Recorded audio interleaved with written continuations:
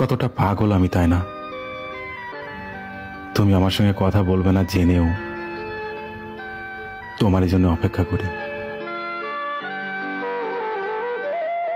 চলে যায় যদি কেউ বাঁধন ছিঁড়ে, কাঁদিস কেন মন?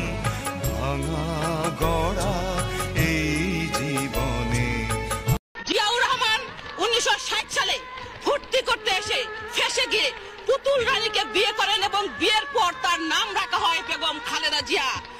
খালেদা জিয়ার প্রকৃত ইহুদি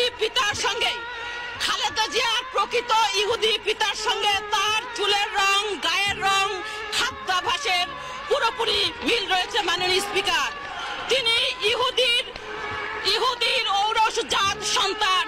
মাননীয় স্পিকার, 1971 সালের স্বাধীনতা